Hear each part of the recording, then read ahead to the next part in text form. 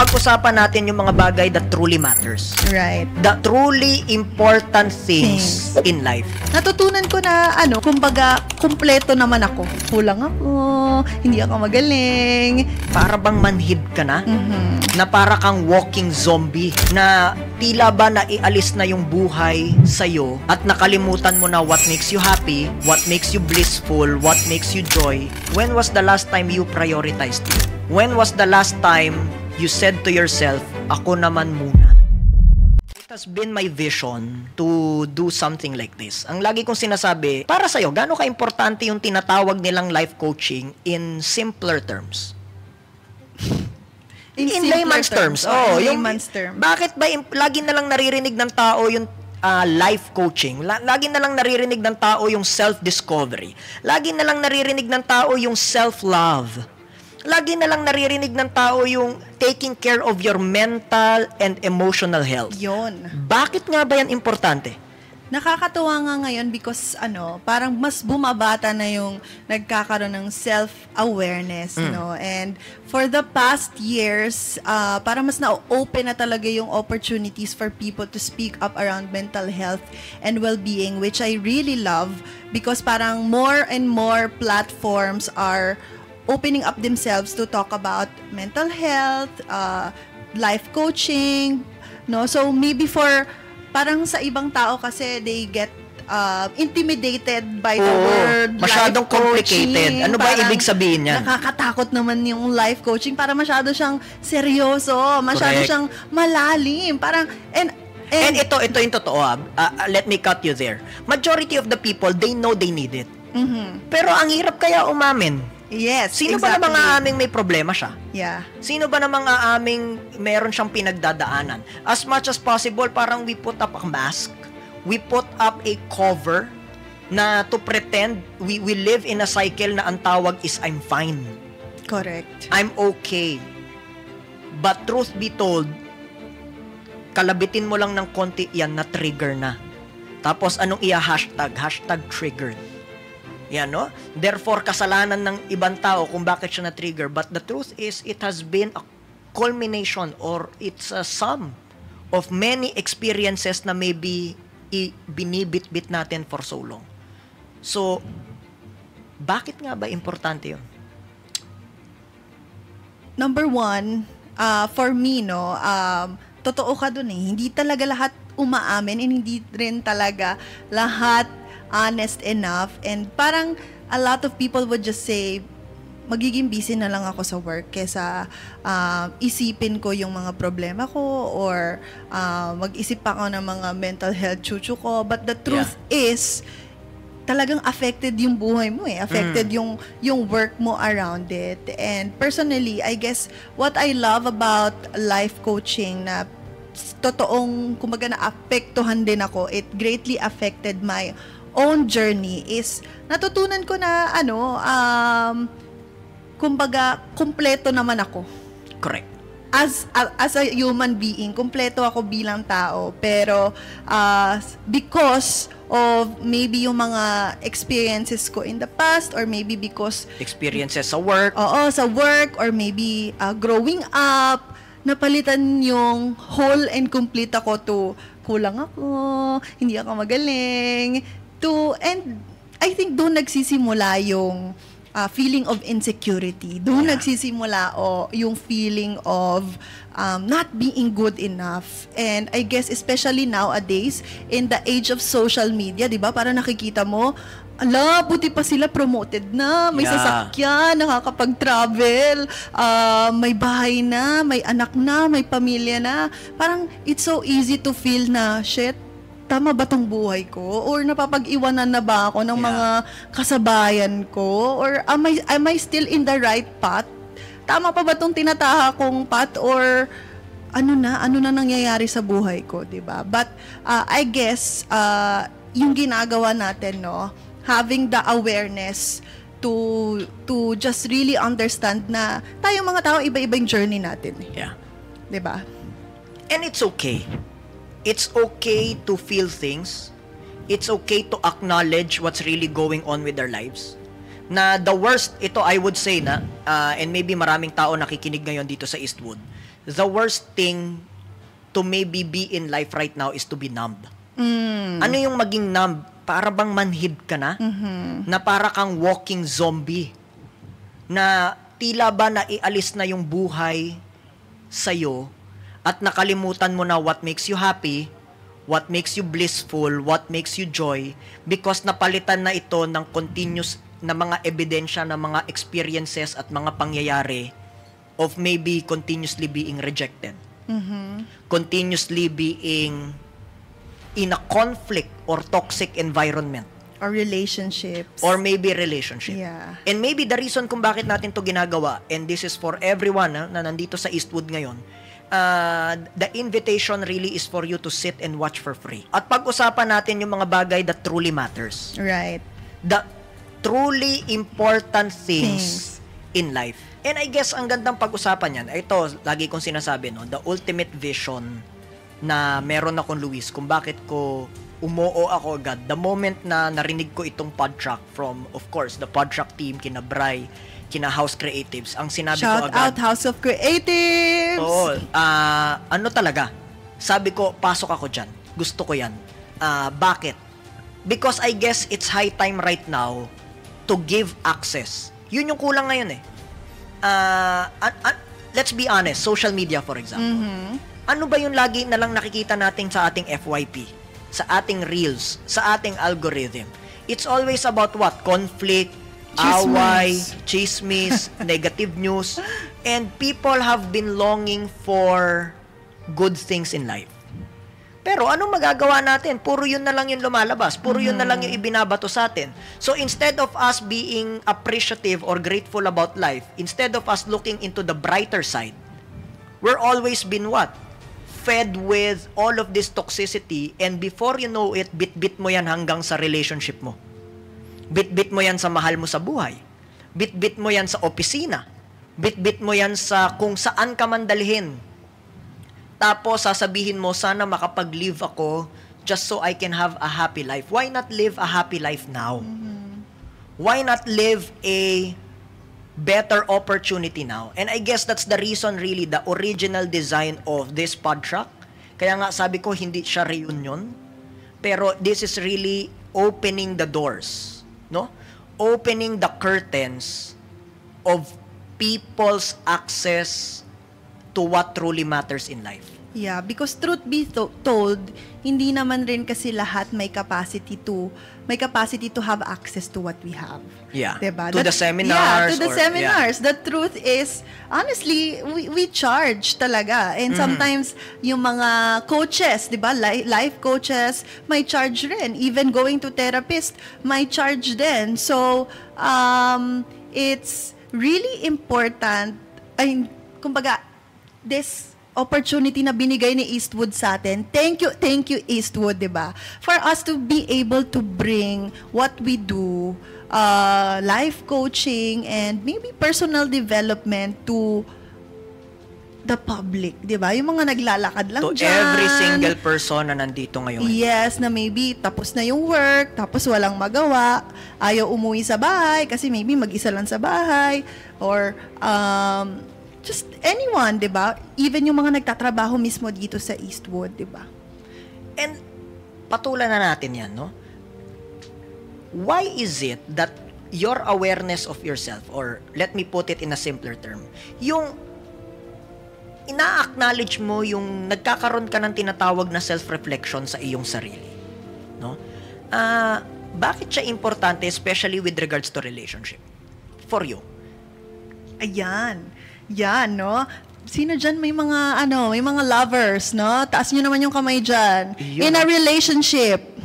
And I wanna talk about that. Because Ayun, lahat tayo in a relationship. Di nyo lang alam. Kala nyo jowa na agad, diba? Romantic relationship na agad. Majority of us, lagi natin ginagamit yan na reason. I'm gonna work hard so I could give my family a good life. I wanna enjoy, I wanna hustle. I wanna grind so that my kids will have better education. And maybe there are some people na nakaka-relate. You can watch and sit for free, ha? Just come in here. A lot of people have been talking about, I wanna make millions. so I could provide the best for my family.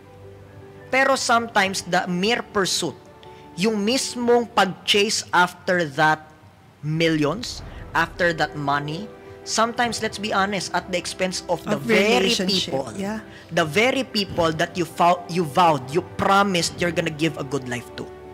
True.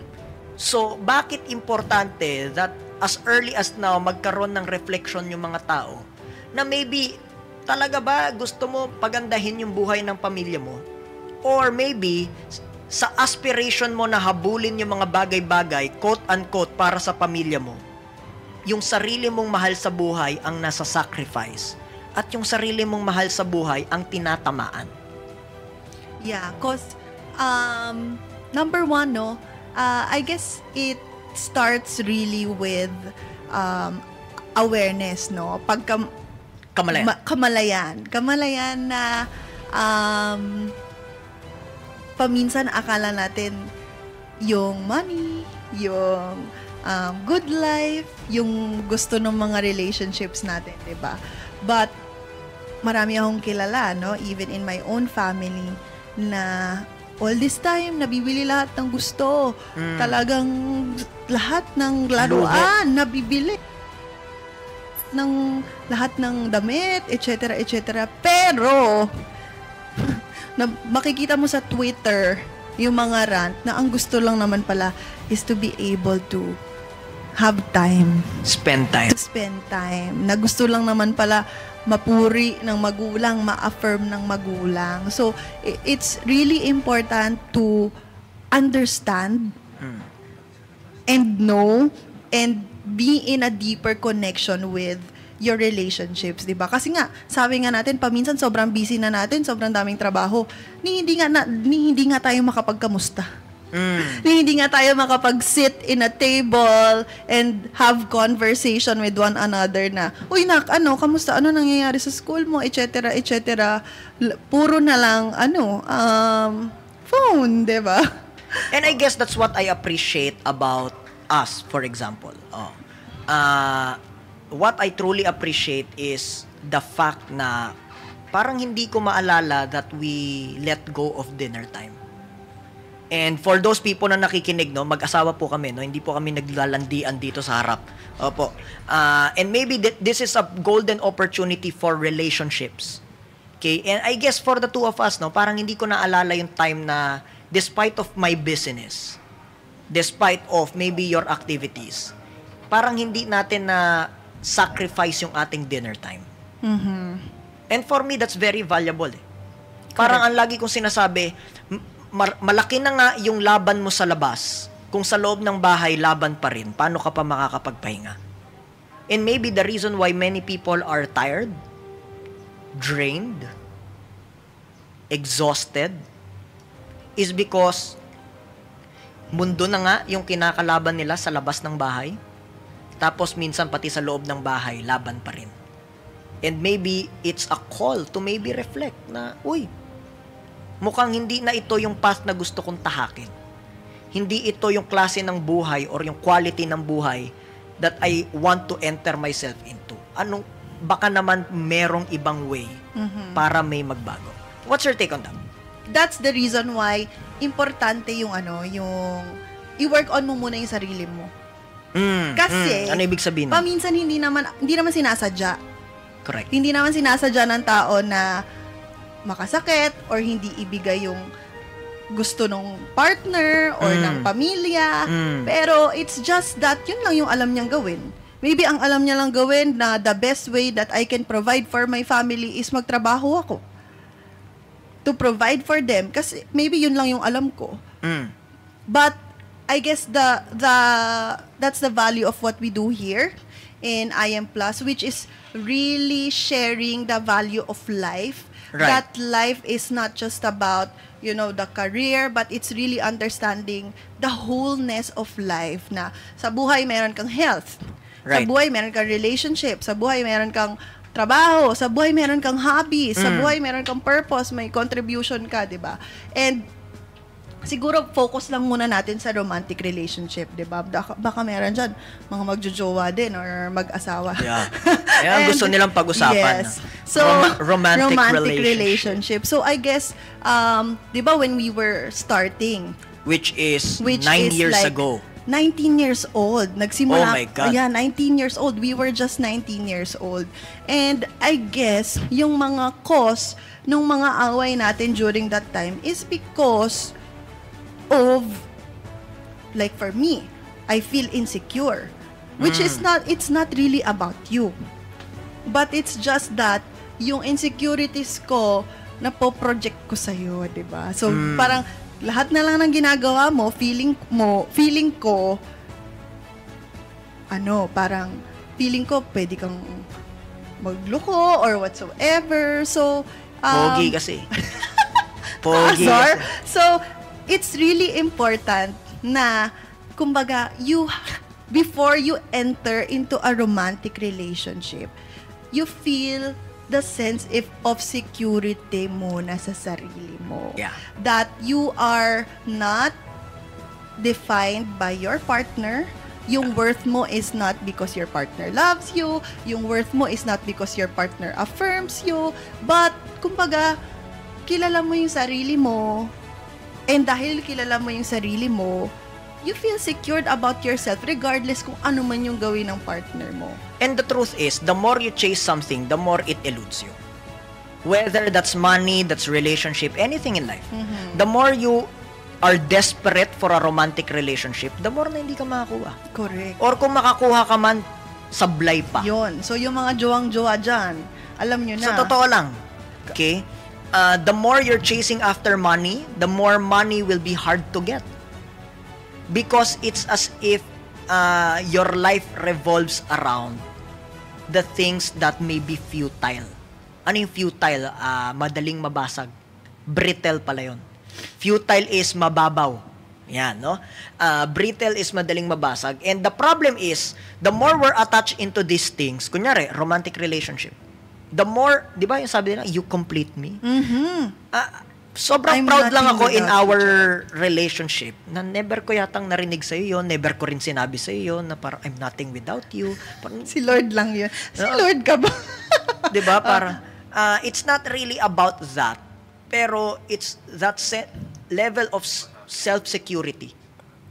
Self-security na, you know what, the only job I have here is to live my best life I could live. Correct. And let money reflect it. Let my health reflect it. Let my relationships reflect it. Let my life purpose reflect it. Let my hobbies reflect it. Let my means of contribution reflect it. Let anything and everything that I do, lahat ng ginagawa ko sa aking buhay, must reflect the best life I could have for me. Correct. Anong nangyari kasi sa buhay ngayon? Baliktad eh. Baliktad, no? I chase after money and then I will be happy. I chase after career and then I will be happy. I chase after a person and then I will be happy.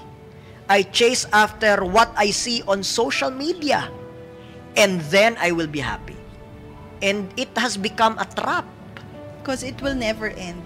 It's a never-ending cycle of just running after things, chasing after things. Kasi, kunyari, makuha mo siya.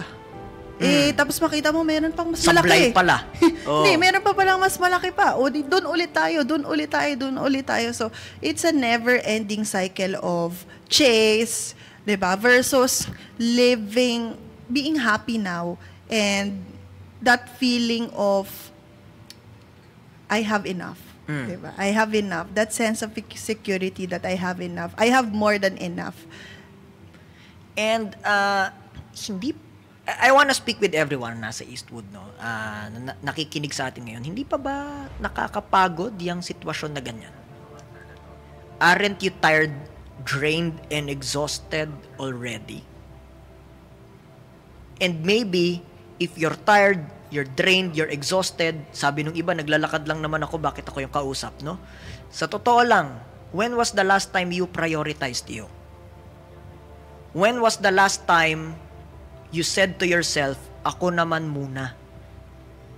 When was the last time sinabi mo sa sarili mo, deserve ko rin tanggapin, deserve ko rin ma-accept, deserve ko rin marinig, deserve ko rin mabigyan ng pansin, deserve ko rin ng pagmamahal, deserve ko rin yung magandang buhay na akala ko sa ibang tao lang nakikita, pero ako din pwede pala. And I guess yan yung pinaka ngayon I would say what we enjoy now. Let's talk about that. Parang how is your life more beautiful now? Now that it's not really balanced but it's integrated.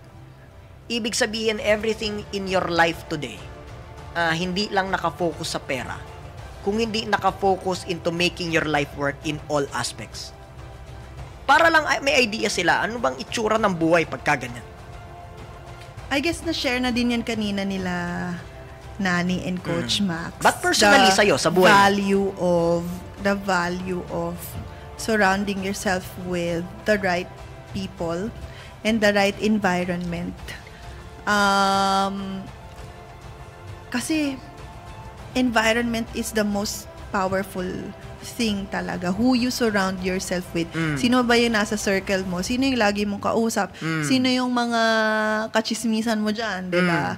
And yun yung nag-i-influence sa mindset mo, nag-i-influence sa daily activities mo. Kasi kung ano man yung pinapasok mo dyan, diba? Mindset, yun din yung ginagawa mo na action, yun din yung ginagawa mong habits.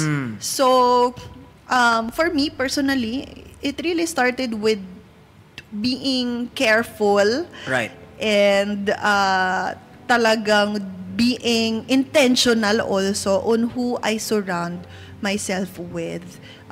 Yun yung pinaka-starting point. And ang maganda kasi with the kumbaga coaching, ang daming aspeto niyan eh. 'Di ba? Merong life coaches, merong fitness coaches, merong love coaches, 'di ba? So, yeah, and for you, sa buhay mo, how does that look like? How do you enjoy life now because it's well integrated with one another? Ano ba? So you can parang share lang what your life looks like. So people can see na parang, uy, maganda pala yun Like what? Ikaw, example. Di ko gets eh. Ako, personally, siguro pinaka na-enjoy ko is the freedom that I have. The freedom that I no longer look for anyone's approval. The freedom that I no longer chase for people's validation.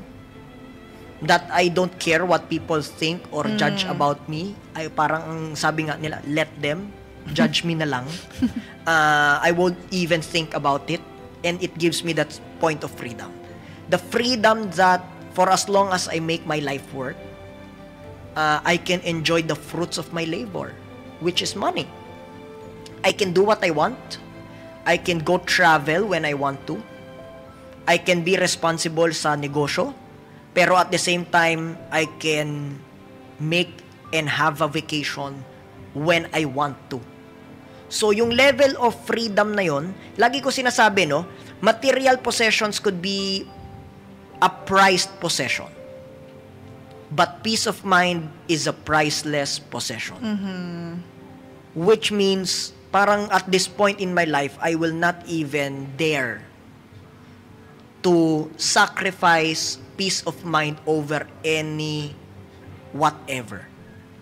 Any offer of materialism or any offer of wealth, any offer of fame doesn't apply to me any longer because it is the peace of mind that I am really after. And for as long as I have that, itong mas maganda, I become wiser. I become more grounded.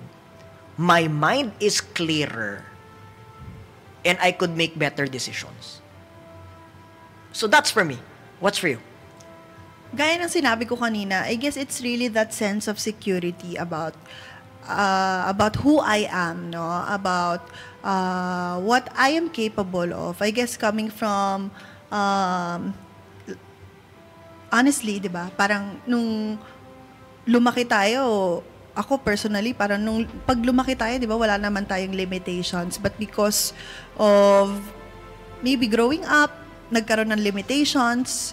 So, nadala na yon. But because of whatever we're doing here, I was able to really reclaim that sense of security and sense of capability that kaya naman pala, di ba? Kaya naman palang mag-explore ng mga bagay na nakakatakot, na lumabas sa comfort zone, na hindi na lang driven by fear, hindi na lang driven na laging takot, but kumbaga nagkakaroon ng lakas ng loob na sumubok ng mga bagay na nakakatakot, na paminsan hindi ko na-imagine, like now, hindi ko na-imagine na I would even become a coach, I would even speak here, I would even help a lot of people.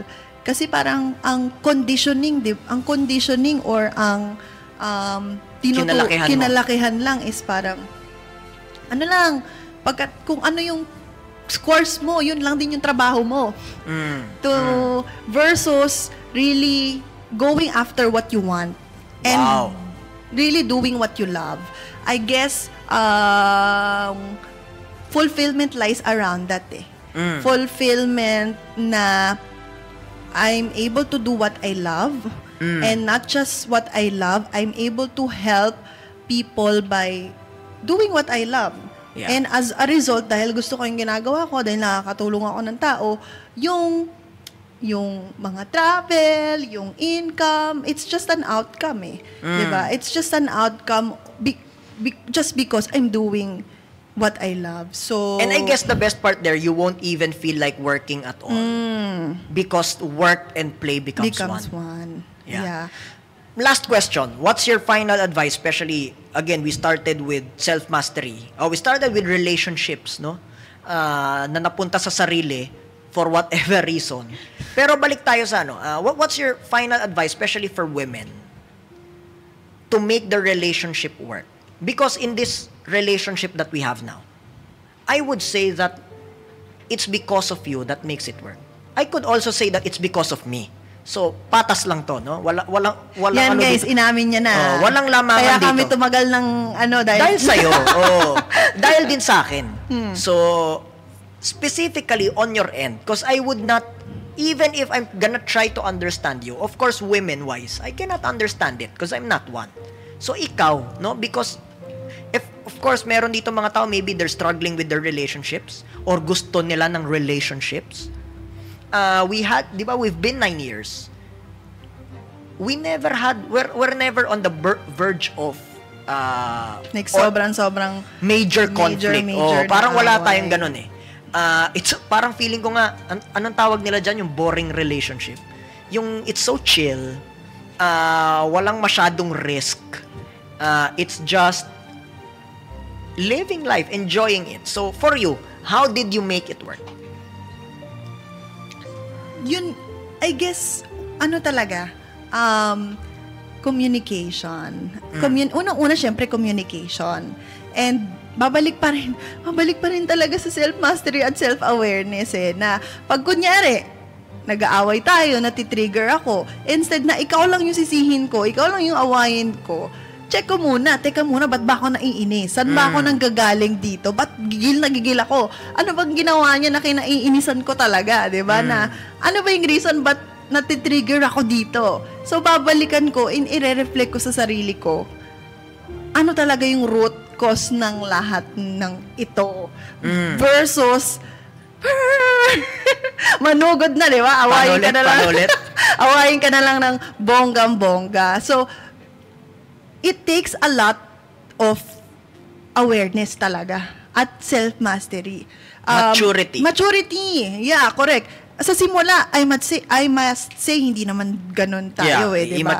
Immature tayo dati. Pero as we go along the way, as I get to know myself, I learned also how to communicate my needs to you. Yon, most important, no? Yeah. Kasi yung mga babae, paminsan, pa-baby. Oo. 'Di ba? Sa totoo lang, hindi ako nang hula sa mga gusto mo sa buhay. 'Di ba yung mga babae paminsan pa-baby, kailangan alam mo to. Kailangan pag birthday ko dapat alam niya kung ano yung ibibigay niya sa akin. Kailangan alam niya kung bakit ako galit. Kailangan alam niya kung bakit ako naiinis sa kanya. Hindi ko talaga alam. Paminsan talaga, hindi talaga alam ng mga lalaki. Kahit anong gawin natin, hindi talaga nila alam eh. Sabi doon, parang nung isang beses, sabi niya, 2 days ka na palang galit sa akin. Tapos ako, 2 days kang nagalit?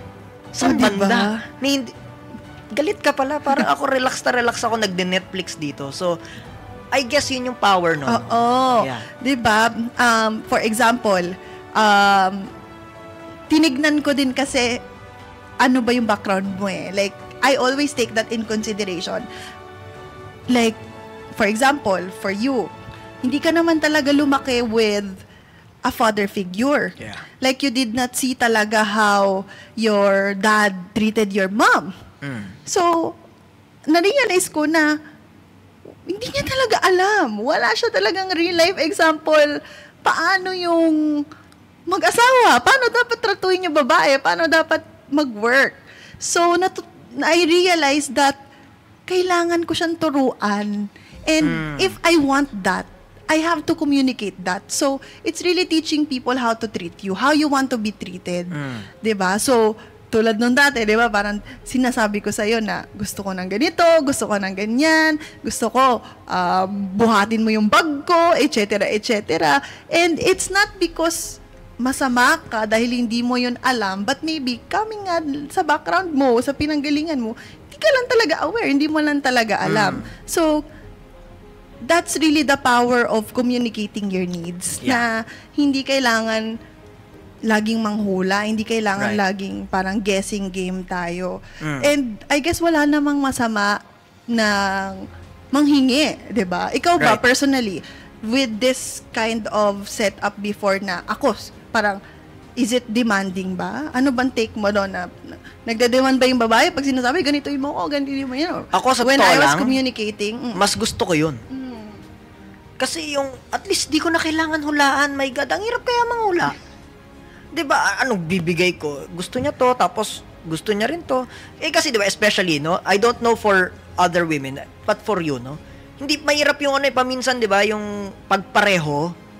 Hindi pwede, kailangan maiba naman. Anong pareho? Yung kunyari, binigyan kita ng, 'di ba, naalala mo dati mahilig ka sa chocolate. So bumili ako ng pang 1 month supply ng chocolate para talagang So nung isang beses, pagbigay ko ulit ng chocolate, sabi mo, ito na naman.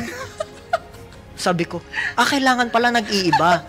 So ngayon, kapag kino-communicate mo na kung ano yung gusto mo, magaling ka. Ang ginagawa mo, pinapapanood mo sa akin yung reels Na parang, uy, ang ganda nito. Gets ko na, yun pala gusto niya. Mas gusto ko yun personally because I don't have to guess. I guess especially for men, no, for people like me, it's hard to give something that will not be appreciated. 'Di ba? It's hard to give something tapos hindi niya pala na-appreciate yung binigay ko.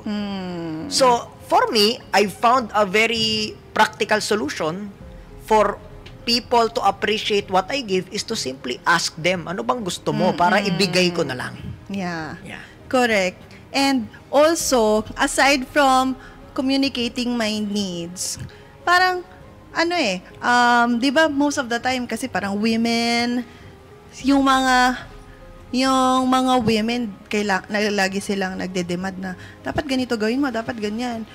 Kunyari ngayon, di ba, usong-uso yung mga red flag, green flag. Paminsan, red flag agad. Di ba pwedeng tao lang? Hindi pa muna inintindi kung ano nangyari. Di ba pwedeng tao lang? Oo, di ba? But I guess for us, it's me being able to also understand na just like me, ikaw rin, meron ka ring needs. Yeah. Diba? As a man, diba? You also want to feel heard. You also want to feel special. You also want to feel loved, na hindi lang laging parang puro babae na lang lagi yung kailangan special, diba? Yung babae na lang yung kailangan kunyari Valentine's Day, puro sa babae lang, diba? Paminsan hindi nabibigyan yung mga lalaki, pero pares lang naman tayo in a relationship, 'di ba? So, for you, what's that value na alam mo yun, being able to also, di ba, communicating your needs, also feeling heard. I guess there's so much pride na sa atin personally, hindi tayo masyadong ma-pride na if you want something, you just say it. If I want something, I just say it. Na parang two kids communicating with one another. Parang we're all, and this is maybe for some people, kasi parang sa atin ito yung isang bagay na hindi natin problema eh. We're all trying to be quote-unquote adults that we've forgotten that we're children too. Na sa totoo lang, even if dumagdag yung edad natin, hindi naman talaga dumagdag yung puso minsan. Na tayong dalawa, I guess, the reason why I can be comfortable with you as my wife is because I can be a little child. I can be a little boy. Right. Playing just like when I was a kid. And ikaw, ganun din. If you want something na para bang nagre-request ka lang din, di ba? 12 a.m., magma-McFlurry tayo. Because you want it. And it's like two children just playing together. And I guess that's life is better that way. Yeah. Alright? So, just to wrap up everything, no? Anong point ng pinag-uusapan natin? Maybe the main point is before you can chase for things, start with you. Yeah. Everything starts with you. Start prioritizing you. Yes, correct. Start hearing you. Correct. Start forgiving you. Start loving you. And everything else will just follow, like yung success in your career. Oh, I promise. Diba? And your better relationships, open and loving relationships will follow if i-prioritize mo yung sarili mo. And Kaya maybe, nga, Kaya nga lagi ko sinasabi, don't focus on your career, focus on you. Career will always follow. Don't focus on your business, focus on you. Business will always follow. Don't focus on relationships. Ito yung mga, the more they pretend to be independent, tapos sila I don't yung, need a man. Di ba yung, I don't need a man, I don't need a woman. I don't need a woman. I'm Tapos, all good. Pero sila yung, habol ng habol. Sila yung, marupok. So, diba? So, anong practical ways, no? Anong practical ways para sabihin, di ba, kunyari, lagi sinasabi, work on you, work on yourself. Ano pa ibig sabihin nun? Anong practical ways just to wrap up everything? Na anong talagang ibig sabihin nun? Paano ko ba pa-prioritize yung sarili ko? Hindi ko alam paano. Ano for yun? me lang yung ngayon, wag muna tayo doon sa mga disciplines kasi, syempre, ano ba yan? Naglalakad lang ako naman dito, na-disiplinahan pa ako. No? So, doon na tayo sa mga practical na paraan. For me lang, sa notepad or sa, notes sa phone, lista mo ano ba talaga yung mga gusto mong gawin. Parang suggestion ko. For the next 2 years, di ba tayo lagi naman tayo, ganyan tayo every year yung bucket list. Diba? We always put up a bucket list every year and we always check it every year. I guess that's what life is for. Lagi kong sinasabi yung pera pwedeng bumalik. Pero yung memories will stay with you forever. Yeah. For me naman, it's kumbaga creating better habits para sa sarili mo. Yeah. Kasi parang nakasanayan lang natin. Gigising, papasok sa work, kakain, tapos na, 'di ba? Versus now, kumbaga maging intentional tayo on how we want to live our lives, which starts with, kumbaga, understanding ano yung mga nararamdaman natin, ganun. Medyo malalim siya, but it starts with that talaga na kamustahin yung sarili. Right. Diba? Kamustahin mo yung sarili mo from time to time. At the same time, kamustahin mo yung sarili mo from time to time. At the same time also, allowing yourself to experience life and practice gratitude. All right. Thank you so much, everybody. God bless you. Bye-bye!